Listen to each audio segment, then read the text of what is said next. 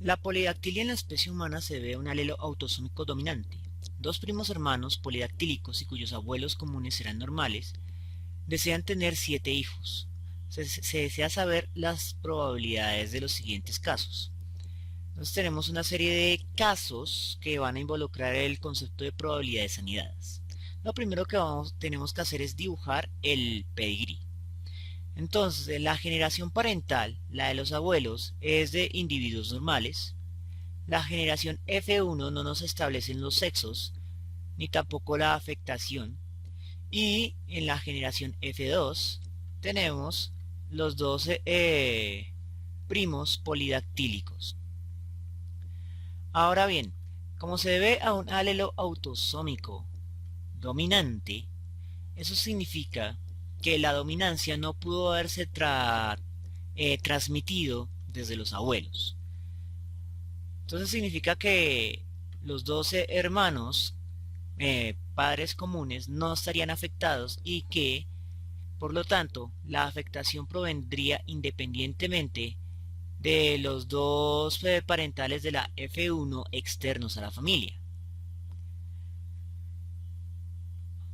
De ser así, lo más conveniente es primero determinar los genotipos de este pedigrí. Entonces tenemos que los dos parentales de la generación P son recesivos, homocigotos. Sus dos descendientes tienen que serlo. Vamos a tener un caso de un heterocigoto o un homocigoto dominante. Pues la verdad no importa mucho. Para los parentales externos de la familia. Entonces, los 12 miembros de la generación F2, los primos, entonces van a tener un alelo dominante de su parental externo a la familia y un alelo recesivo que proviene de la familia. Eso implica que estamos trabajando con heterocigotos.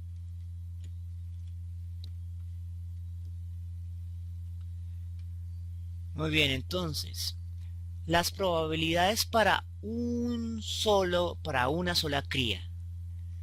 Entonces, la probabilidad de una sola cría se va a distinguir en las tres consecuencias que puede tener pues este pedigrí. Entonces, como estamos hablando aquí de un cruce doble heterocigoto, entonces vamos a tener lo siguiente.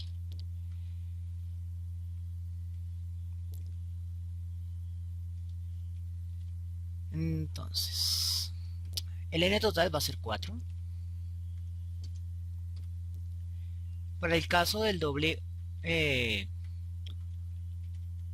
homocigoto dominante, su probabilidad, según el cruce que estamos tratando acá, va a ser de 1.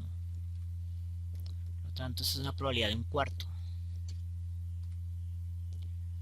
La probabilidad de una sola cría, pero heterocigota, va a ser de 2 cuartos. Y la probabilidad de una sola cría homocigota recesiva va a ser de 1/4.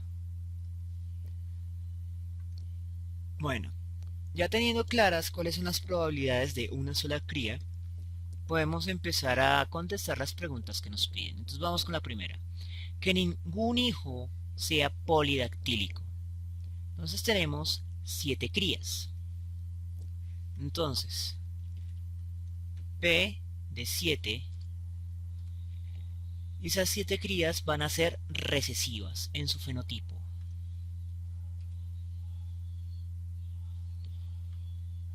Por cierto, nos faltó hacer un pequeño cálculo adicional.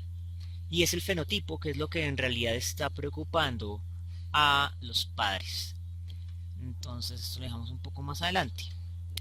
Entonces, el fenotipo dominante va a estar generado por los dos genotipos que tienen al menos un alelo dominante. Entonces, el fenotipo de una sola cría dominante va a ser igual a 3/4.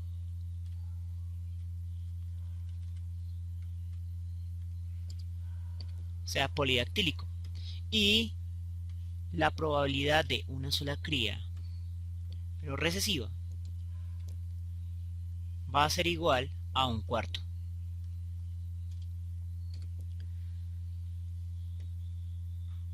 Ahora, la probabilidad de 7 recesivos va a ser igual a multiplicar 7 veces la probabilidad de un solo recesivo. 2, 3, 4, 5, 6 y 7. O, para redondear esto, elevar la probabilidad de un solo recesivo a la séptima potencia. Entonces, simplemente se trataría de sacar nuestra calculadora y hacer el cálculo. Entonces sacamos nuestra calculadora y vamos a introducirlo. Introducimos la probabilidad que nos dará en decimales, o simplemente vamos a hacer esto. 1 elevado a la séptima potencia nos va a dar 1. Por lo tanto, la respuesta va a depender de lo que nos dé 4 elevado a la séptima potencia. 16.384. 16.384. Esa es una probabilidad extremadamente baja. Significa que hay una probabilidad entre 16.384 de que se obtenga esos fenotipos. O sea, va a ser muy raro y muy improbable que todos los 7 descendientes sean recesivos normales. Vamos con la siguiente pregunta.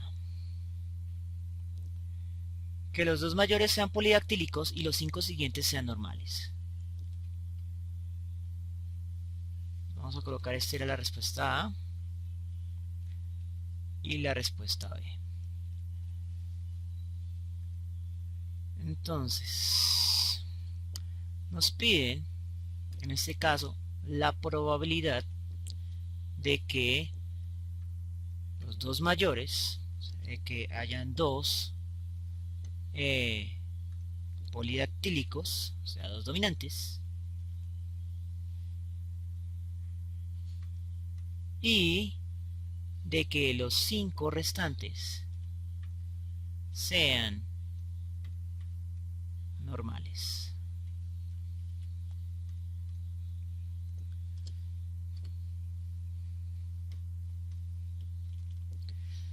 Entonces, me imagino que ya podemos visualizar el procedimiento.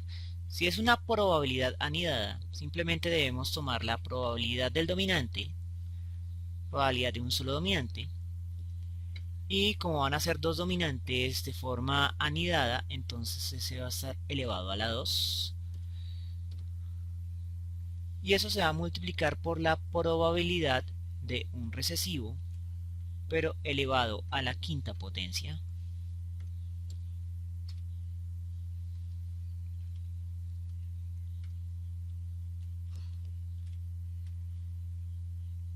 Entonces, esto va a ser igual a 3 al cuadrado, 3 al cuadrado, y 4 al cuadrado para el primer caso, y para el segundo va a ser 1 a la quinta, que es 1, y 4 a la quinta. Entonces modificamos aquí, bueno, 4 a la quinta, potencia, 1024.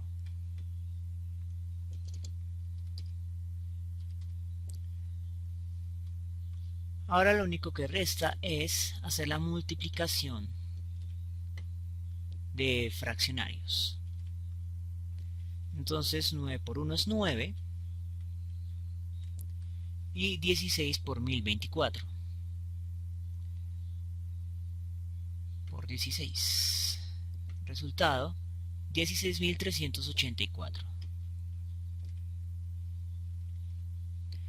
Entonces la probabilidad de obtener 12 de fenotipo dominante y 5 de fenotipo recesivo va a ser igual a 9 entre 16.384 cruces. Sigue siendo una probabilidad extremadamente baja, pero va a ser 9 veces más probable de que todos sean homocigotos o recesivos. El siguiente punto, C. Que 3 sean polidactílicos y 4 no. Entonces en C, que 3 sean polidactílicos y 4 no. Entonces vamos a tener 3 de fenotipo dominante y 4 no. La probabilidad entonces va a ser de la probabilidad del dominante al cubo y la probabilidad del recesivo al cuadrado. Y simplemente es ejecutar las multiplicaciones pertinentes. Esta vez ya lo vamos a hacer más con la calculadora. Entonces, la probabilidad del dominante es 3/4.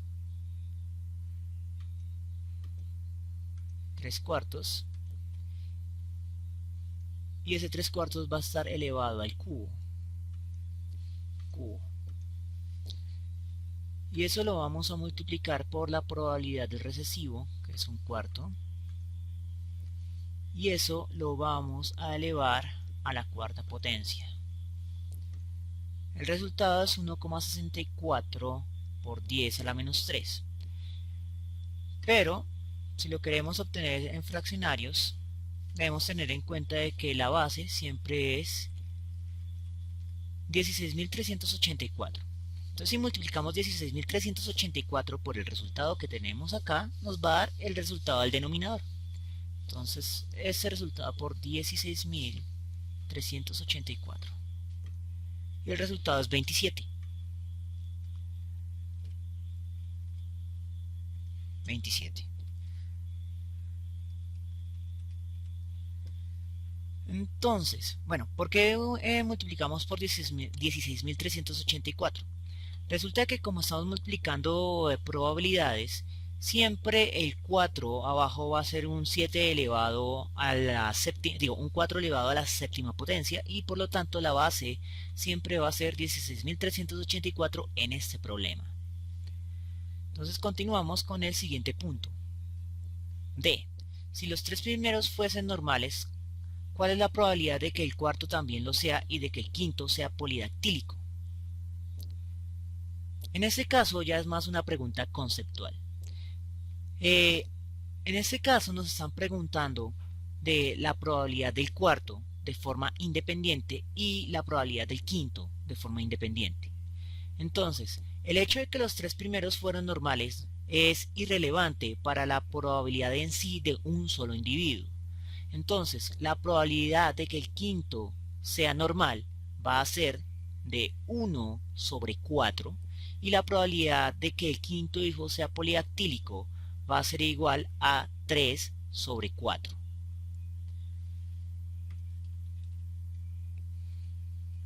En D. Entonces en D tenemos que la primera pregunta: ¿cuál es la probabilidad de que el cuarto también sea normal? Entonces va a ser la probabilidad de un solo hijo homocigoto, 1/4, y la probabilidad de que el quinto hijo sea polidactílico va a ser igual a la probabilidad de un solo descendiente, 3/4. Y con esto hemos resuelto este problema de genética clásica que involucra conceptos de pedigrí y de probabilidades anidadas. Espero que les haya gustado y nos vemos en una próxima oportunidad.